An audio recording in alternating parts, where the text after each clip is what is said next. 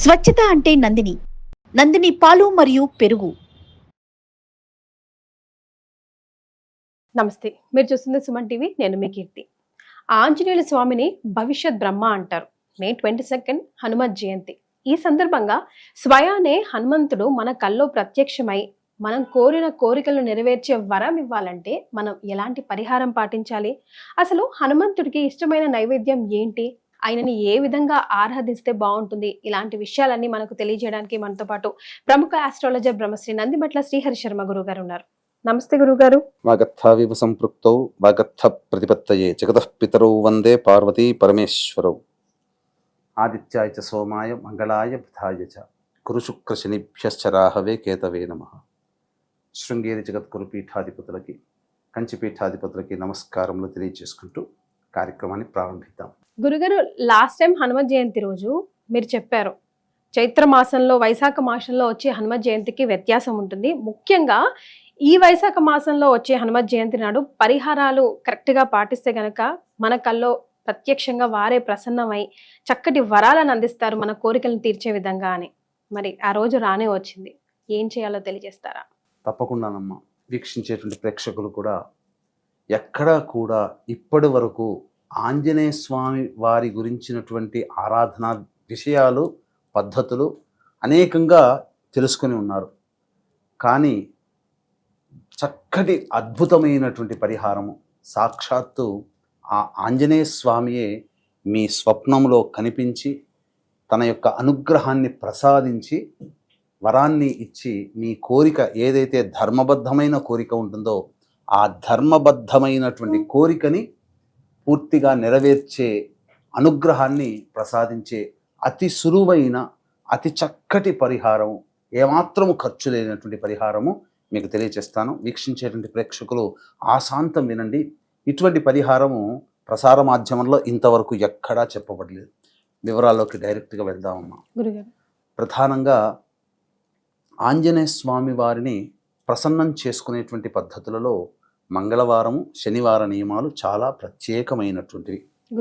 అందున ఆయనకి సంబంధించినటువంటి జయంతి రోజున గనక ఎవరైతే ఈ చెప్పబడేటువంటి పరిహారాన్ని ప్రారంభించి చేస్తారో ఖచ్చితంగా ఆంజనేయ స్వామి వారి యొక్క అనుగ్రహాన్ని పొందిన వారవుతారు.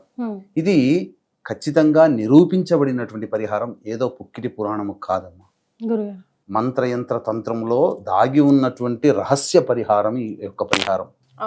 కాబట్టి ఈ పరిహారానికి అద్భుతమైన వేదిక అన్నప్పుడు చూసుకుంటే మనకు ఈ మే మాసంలో వైశాఖ మాసం బహుళ దశమి రోజున ఆంజనేయ స్వామి వారి యొక్క జయంతి అంటే జన్మదినము.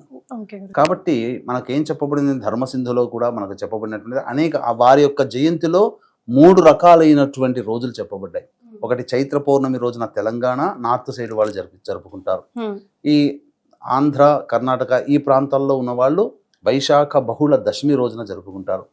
ఇంకా ధర్మసింధు, నిర్ణయ సింధు ప్రకారం అయితే కార్తీక మాసము కృష్ణపక్షము చతుర్దశి తిథి భౌమవారము నిశీ సమయంలో స్వామివారు ఆంజనేయ స్వామి వారు జన్మించారు అని చెప్పి మనకు శాస్త్రంలో ఉంది.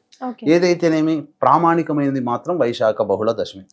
కాబట్టి ఈ రోజున ప్రారంభించేటువంటి పరిహారం వల్ల ఆంజనేయ స్వామి అతి తొందరగా ప్రసన్నుడవుతాడు. కాకపోతే భక్తి, విశ్వాసము చాలా నియమం అనేటువంటిది ఉండాలి.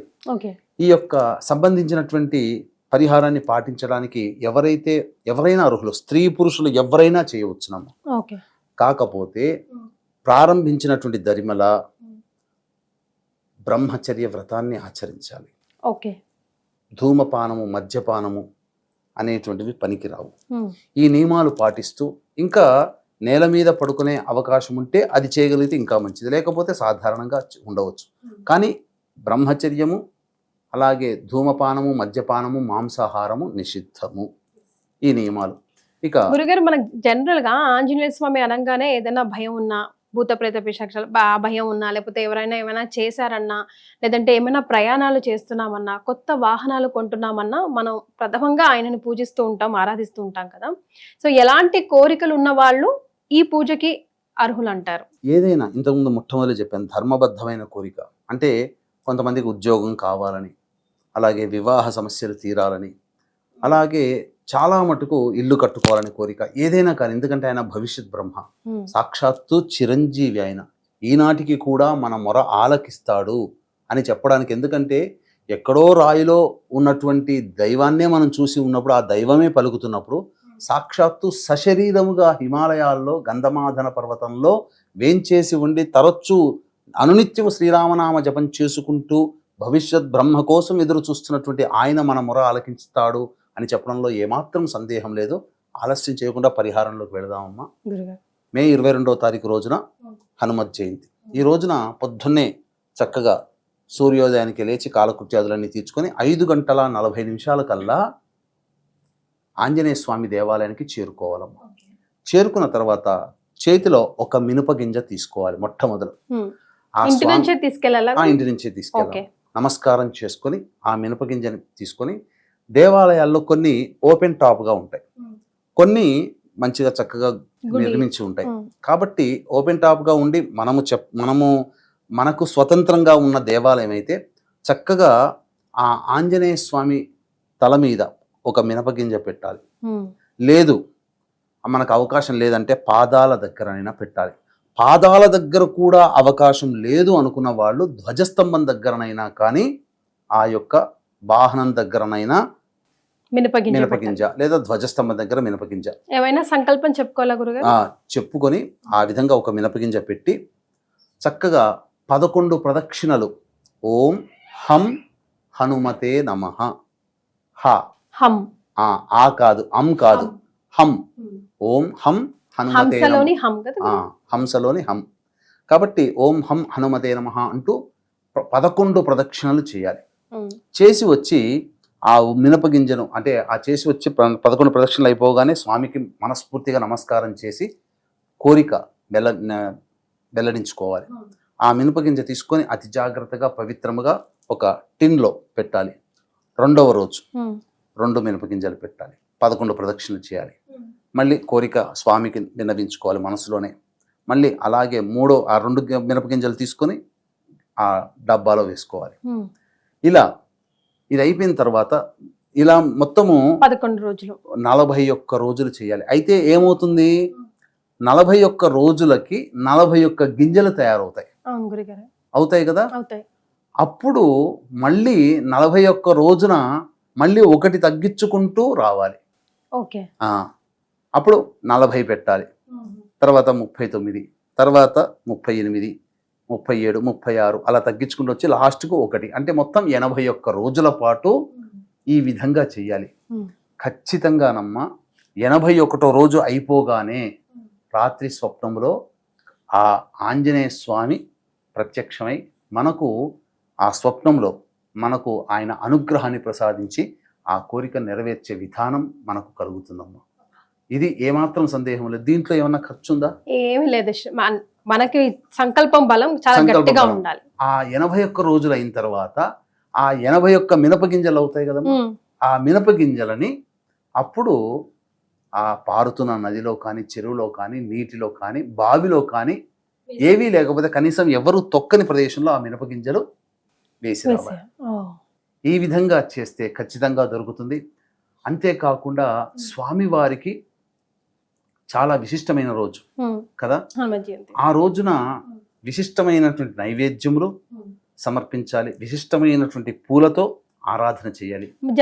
సింధూర్ వారికి చాలా ఇష్టం, కానీ నైవేద్యం గురించి మనం ఎప్పుడు ఎక్కడ మాట్లాడుకోవాలి. అందుకనే దీన్ని దృష్టిలో పెట్టుకునే ఈ యొక్క హనుమత్ జయంతి రోజున మనకు ఏ సంబంధించినటువంటి ఈ హైవేలో చూస్తే ప్రతి రాష్ట్రంలో కూడా హనుమంతుడి విగ్రహం కనబడుతుంది. ఎందుకనంటే వాహన ప్రమాదాలు జరగకుండా హనుమంతుడు కాపాడుతాడు. అందుకే వాహన హైవేలో ఇలా ఉంటాడు. ఆయన నమస్కారం చేసుకుంటే ఆయన అనుగ్రహం వల్ల వాహన ప్రమాదాలు జరగవు. అందుకనే ప్రతి వాళ్ళు కొత్తగా బండి కొన్న తర్వాత సెకండ్ హ్యాండ్ అయినా ఫస్ట్ హ్యాండ్ అయినా హనుమంతుడి దేవాలయానికి తీసుకెళ్లి పూజ చేయిస్తారు. ఇంకెక్కడ చేయించరు. 100కి 80% మంది. అందుకనే దీన్ని దృష్టిలో పెట్టుకుని జాతకరీత్యా వివిధ సమస్యలు, హనుమంతుడి వల్ల ఈ పని సాధ్యం కాదు అన్నటువంటి లేదు, అన్ని రకాలైనటువంటి పనులని సుసాధ్యం చేస్తాడు. కాబట్టి అటువంటి కార్యం, మనసులో తలచినటువంటి కార్యము సంకల్పం నెరవేరడం కోసం జాతకరీత్యా ఉన్నటువంటి అన్ని సమస్యల నివారణకి ఈ హనుమంతుడి యొక్క అనగా మన్యు సూక్త మూలమంత్ర హోమము, మరియు ఇప్పుడు శని మారాడు కాబట్టి గురువు రాహు కేతు గ్రహాలు కూడా మారాడు కాబట్టి జాతకరీత్యా మీన మేష మిథున కర్కాటక సింహ కన్య వృశ్చిక ధనస్సు కుంభ రాశుల్లో జన్మించినటువంటి వారికి శని దోష నివారణ, మిగతా గ్రహాలు మారినందువల్ల అనేక మందికి ఇప్పుడు కాలసర్ప దోషం నడుస్తుంది.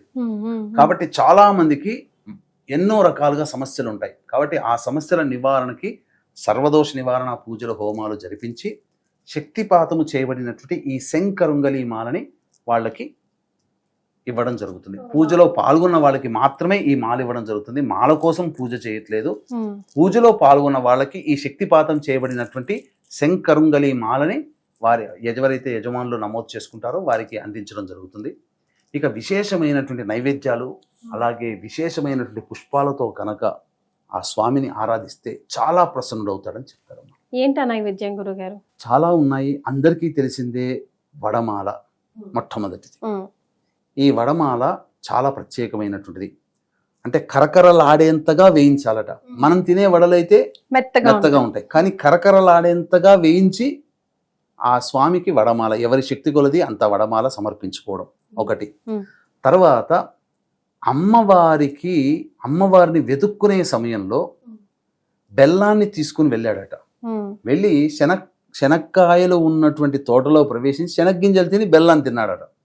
అందుకని ఆయనకి శనగలతో చేసినటువంటి లడ్డూలని, బెల్లము శనగలతో చేసినటువంటి లడ్డూలు కానీ, అలాగే నలుపు రంగులో వేయిస్తారు కదా శనగ్గింజలు, బఠానీలు ఉంటాయి, శనగల్ని వేరుశనగ కాకుండా మామూలు శనగలు నల్లగా అవుతాయి. అటువంటి శనగల్ని బెల్లాన్ని కలిపి ముద్దగా చేసి నైవేద్యంగా పెట్టడం, అటువంటి ఉండల్ని నైవేద్యంగా పెడితే మహాప్రీతికరుడవుతాడట ఆంజనేయ స్వామి. అంతేకాకుండా కేసరి కూడా పెడతారు. అలాగే డ్రై ఫ్రూట్స్, 5 రకాల డ్రై ఫ్రూట్స్, జీడిపప్పు, బాదాము, కేసరి ఇలాంటివి 5 రకాల డ్రై ఫ్రూట్స్ కూడా నైవేద్యంగా పెడతారు. ఇటువంటి అంతేకాకుండా కుంకుమ పువ్వు చాలా ఇష్టమట ఆయనకి. ఇంకొక విషయం చెప్పమంటారమ్మా గురుగారు? ఈ రోజున వీక్షించేటువంటి ప్రేక్షకులు అదృష్టవంతులు ఎవరయ్యానంటే ఆంజనేయ స్వామి ఉపాసకులు ఎవరు కనబడ్డా వాళ్ళ దగ్గరికి వెళ్ళి అరటిపండు పెట్టాలట. దేవాలయంలో అర్చకులకైనా, లేదా హనుమంతుని బాగా నమ్ముతారు కదా కొంతమంది చుట్టుపక్కల ఉంటుంటారు, కేవలం బ్రాహ్మణనే కాదు, మన ఇంటి చుట్టుపక్కల ఆంజనేయ స్వామి అంటే వీరాభిమానులు ఉంటారు కొంతమంది. అటువంటి వాళ్ళకి ఒక డజను అరటిపండ్లు ఇచ్చేస్తే సరిపోతుంది. ఇచ్చిన తర్వాత ఆ భక్తులలో ఎవరైనా కానీ అరటిపండును ఒక్క అరటిపండు తిన్నా ఆంజనేయ స్వామి తిన్నట్టే లెక్క. దానివల్ల విశేషమైనటువంటి ఆంజనేయ స్వామి అనుగ్రహం కలుగుతుంది. అందుకనే ఈ హనుమత్ జయంతి రోజున ఆంజనేయ స్వామికి దేవాలయానికి వెళ్ళినప్పుడు ఖచ్చితంగా ఆ అరటి పండ్లు ఉండాల్సిందే. ఖచ్చితంగా ఆ అరటి పండ్లు మీరు శక్తి ఉందనుకోండి, ఒక గెల తీసుకొని వెళ్ళి అందరికీ ఆంజనేయ స్వామి దేవాలయంలో వచ్చి అందరి భక్తులకి పంచని. ఎవరు వస్తారు, ఏ రూపంలో ఆంజనేయ స్వామి వస్తాడో, అందులో వచ్చినటువంటి భక్తుల్లో ఎవరు మహాభక్తులు ఉండవచ్చు, వాళ్ళు కొద్దిగా తిన్నా చాలమ్మా, వాళ్ళ కోరిక నెరవేరుతుంది. ఇక సంతోషం. మన కంటి ముందరగా అరటిపండు తిన్నారంటే ఇక మనం వెనక్కి తిరిగి చూడకుండా ఇంటికి వచ్చేయచ్చు, మనకు సంకల్పం నెరవేరుతుంది అని చెప్పొచ్చు. అంతటిది. కాబట్టి ఈ స్వామికి ఇటువంటిది. తర్వాత తమలపాకులతో పూజ అర్చన చాలా ఇష్టం. అలాగే ఇలాచి లవంగాల మాల వేసిన చాలా ఇష్టం. ఇంకా ముఖ్యంగా స్వామివారికి సంబంధించినటువంటి అర్చనలో మల్లెపూలు అంటే మహాప్రీతికరం అట ఆయనకి. మల్లెపూలు అంటే చాలా ప్రీతికరం.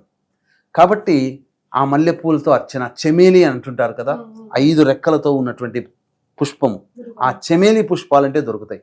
కాబట్టి మల్లెపూలతో కూడా అర్చన చేసిన ఆంజనేయ స్వామి చాలా ప్రీతికరుడు అవుతాడట. ఆ రోజంతా ఉపవాస నియమాన్ని పాటిస్తూ చక్కగా ఈ నియమాన్ని చేసినట్లయితే చాలా బాగుంటుంది.